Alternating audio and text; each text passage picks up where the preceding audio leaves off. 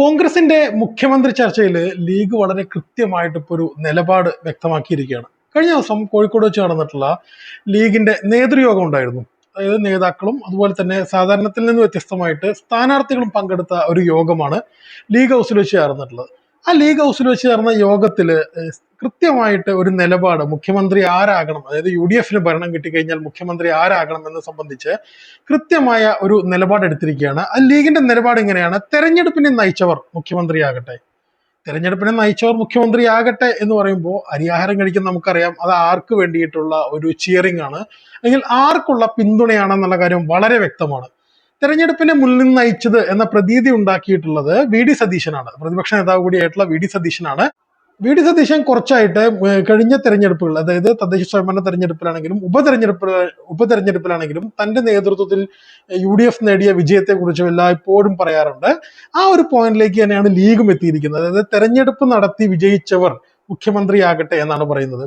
നമുക്കറിയാം കോൺഗ്രസിനകത്ത് വലിയ തർക്കം നടന്നുകൊണ്ടിരിക്കുകയാണ്. വലിയ തർക്കം എന്ന് തന്നെ പറയണം.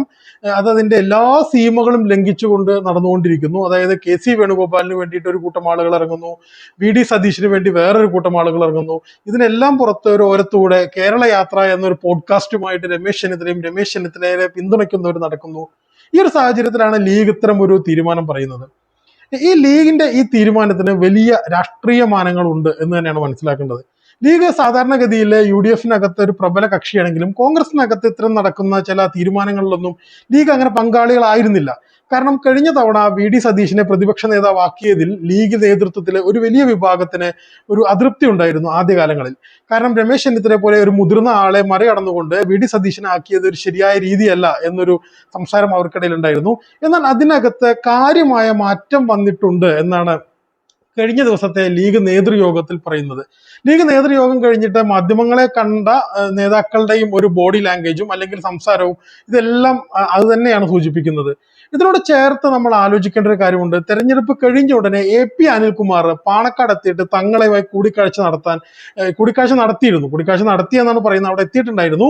എന്നാൽ വേറൊരു വേർഷനുണ്ട്, കൂടിക്കാഴ്ചയ്ക്ക് എത്തിയ തങ്ങള് AP അനിൽകുമാറിനോട് അത്തരം ചർച്ചകളൊന്നും ഇപ്പോൾ വേണ്ട എന്ന് പറഞ്ഞു ഒഴിവാക്കി, അല്ലെങ്കിൽ ഞങ്ങൾ അതിൽ കക്ഷികളല്ല എന്ന് പറഞ്ഞു ഒഴിവാക്കി എന്ന രീതിയിലുള്ള സംസാരമുണ്ട്. എന്തായാലും അങ്ങനെ ഒരു കൂടിക്കാഴ്ചയ്ക്ക് നടത്തിയിരുന്നു. AP അനിൽകുമാർ എന്ന് പറയുന്നത് KC വേണുഗോപാൽ ക്യാമ്പിലെ KC വേണുഗോപാലിന്റെ വളരെ വിശ്വസ്തനായിട്ടുള്ള ഒരാളാണ് AP അനിൽകുമാർ.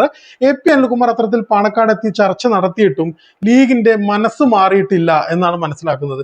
എന്തുകൊണ്ടായിരിക്കും ലീഗ് ഇപ്പോൾ ഇത്ര ഒരു ക്രൂഷ്യൽ സമയത്ത് ഇങ്ങനെ ഒരു നിലപാട് വ്യക്തമാക്കിയത് എന്നതുകൂടി നമ്മൾ പരിശോധിക്കേണ്ടതുണ്ട്. ഇനി ഭരണം കിട്ടുന്ന ഒരു സാഹചര്യം വരുന്നു, KC വേണുഗോപാലിന് വേണ്ടിയിട്ട് ഹൈക്കമാൻഡും കൂടുതൽ MLA-മാരും വന്നു കഴിഞ്ഞാൽ സ്വാഭാവികമായിട്ടും ഘടകകക്ഷികളുടെ ഒരു സ്വാഭാവിക ചോയ്സ് എന്ന രീതിയിൽ ഘടകകക്ഷികളുടെ ചോയ്സ് ചോദിച്ചേക്കാം. ആ ഒരു സാഹചര്യത്തിൽ അത് VD സതീശനിലേക്ക് എത്തണം എന്ന കൃത്യമായ ഒരു ഉദ്ദേശം ലീഗിനുണ്ട് എന്നാണ് പറയുന്നത്. എന്നാൽ ഇതിനകത്ത് മറ്റൊരു വേർഷനും കൂടി ആളുകൾ പറയുന്നുണ്ട്. അതിങ്ങനെയാണ്: ഇനി ഇത് KC വേണുഗോപാലിനെ നമ്മൾ പിന്തുണയ്ക്കുന്നില്ല എന്നൊരു തോന്നല് അല്ലെങ്കിൽ ഒരു പ്രതീതി സൃഷ്ടിച്ചു കഴിഞ്ഞാൽ ഇനി KC വേണുഗോപാൽ മുഖ്യമന്ത്രിയാകാൻ വരുമ്പോൾ തങ്ങൾക്ക് കുറച്ചുകൂടി ബാർഗെയിൻ ചെയ്യാൻ കഴിയും എന്നറിയാം. കഴിഞ്ഞ 2011 ഉമ്മൻചാണ്ടി സർക്കാരിന്റെ സമയത്ത് 5-ാം മന്ത്രി എന്നൊരു ആവശ്യം ഉന്നയിക്കുകയും 5-ാം മന്ത്രിസ്ഥാനം കിട്ടുകയും ചെയ്തിരുന്നു. മഞ്ഞളാംകുഴിയിലേക്ക് 5-ാം മന്ത്രിസ്ഥാനം നൽകുകയും ചെയ്തിരുന്നു. അതിനു മുകളിലേക്ക് ഒരു ബാർഗെയിനിങ് ശക്തിയായി മാറാൻ തങ്ങൾ ഇപ്പോൾ തന്നെ നിലപാട് വ്യക്തമാക്കണം.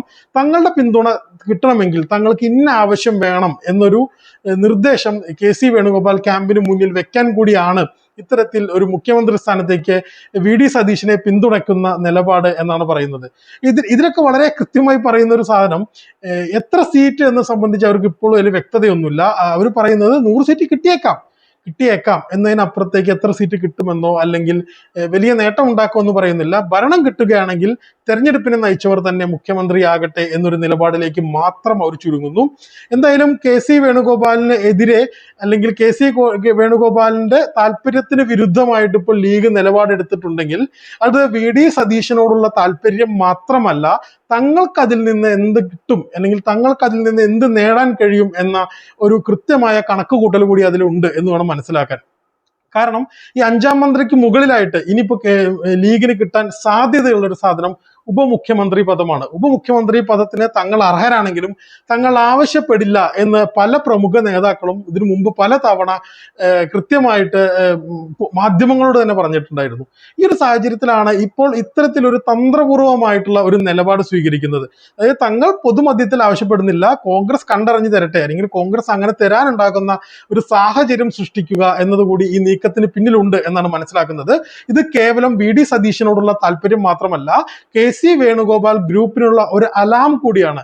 അതായത് തങ്ങളെ കൂടി പരിഗണിക്കണമെങ്കിൽ, തങ്ങളുടെ പിന്തുണ കിട്ടണമെങ്കിൽ തങ്ങൾ അറിയിക്കുന്ന അല്ലെങ്കിൽ തങ്ങൾ ആഗ്രഹിക്കുന്ന ഒരു പദവി തങ്ങൾക്ക് കിട്ടണം, അതായത് പാർട്ടിക്ക് കിട്ടണം, അത് ഉപമുഖ്യമന്ത്രി സ്ഥാനം എന്ന് തന്നെയാണ് എന്നുള്ളതാണ് ഇതിൽ നിന്ന് വ്യക്തമാവുന്നത്. ഇതിനകത്ത് വളരെ രസകരമായിട്ടുള്ള ഒരു കാര്യം എന്ന് പറയുന്നത്, മെയ് 4 ബലം വന്നതിന് ശേഷം മാണ് ഈ ചർച്ചകൾ നടക്കുന്നെങ്കിൽ അതിനൊരു രസമുണ്ടായിരുന്നു. ഇത് മെയ് 4 എന്ത് നടക്കും എന്ന്, അല്ലെങ്കിൽ മെയ് 4 എന്ത് ബലം വരും എന്ന് സംബന്ധിച്ച് യാതൊരു വ്യക്തതയുമില്ല. അല്ലെങ്കിൽ അതിനകത്ത് ഒരു രീതിയിലും കോൺഗ്രസിനോ അല്ലെങ്കിൽ UDF-നോ ഇങ്ങനെ ഒരു ക്ലിയർ മെജോറിറ്റി പറയുന്ന സർവേകളൊക്കെ വളരെ വിരളമായിട്ടുണ്ടായിട്ടുള്ള സാധനങ്ങളാണ്. അതിൽ പലതും കോൺഗ്രസ് അനുകൂല സ്ഥാപനങ്ങൾ, മാധ്യമ സ്ഥാപനങ്ങൾ നടത്തിയ സർവേകൾ മാത്രമാണ്. പൊതു സ്വഭാവത്തിലുള്ള സർവേകളെല്ലാം തന്നെ ഒന്നില്ലെങ്കിൽ ക്ലോസ് ഫൈറ്റ് അല്ലെങ്കിൽ നാരോ എഡ്ജ് LDF-ന് എന്നാണ് പ്രീ പോൾ സർവേകൾ പറഞ്ഞിട്ടുള്ളത്. എന്തായാലും പോസ്റ്റ് പോൾ സർവേകൾ വരുന്നേ ഉള്ളൂ. ബംഗാളിലെ അവസാനഘട്ട തെരഞ്ഞെടുപ്പ് കൂടി കഴിഞ്ഞതിന് ശേഷമായിരിക്കും ഈ ഒരു സർവേ വരിക. എന്തായാലും ലീഗ് ഇത്തരത്തിൽ ഇപ്പോൾ തന്നെ ഒരു നിലപാട് വ്യക്തമാക്കിയതോട് കൂടിയിട്ട് രണ്ട് കാര്യങ്ങളാണ് പറയുന്നത്. ഒന്ന്, തങ്ങളുടെ പിന്തുണ ഇപ്പോൾ വി.ഡി. സതീശനാണ്. മറ്റൊന്ന്, കെ.സി. വേണുഗോപാൽ ഗ്രൂപ്പിനുള്ള ഒരു മെസ്സേജാണ്. തങ്ങളെ പരിഗണിച്ചു കഴിഞ്ഞാൽ തങ്ങളുടെ പിന്തുണ നിങ്ങൾക്കും കിട്ടിയേക്കാം. അതായത് തങ്ങളെ എന്ന് പറയുന്നത് പാർട്ടിയിലെ ഉപമുഖ്യമന്ത്രി പദം ഉദ്ദേശിച്ചുകൊണ്ട് മാത്രമാണ്. എന്തായാലും വലിയ ചർച്ചകൾക്ക് UDF-നകത്തും കോൺഗ്രസിനകത്തും ഇതുമായി ബന്ധപ്പെട്ട് വലിയ ചർച്ചകൾ ഇനിയും നടക്കും എന്ന് തന്നെയാണ് മനസ്സിലാക്കുന്നത്. എന്തായാലും മറ്റൊരു വീഡിയോയുമായിട്ട് നമുക്ക് വീണ്ടും കാണാം.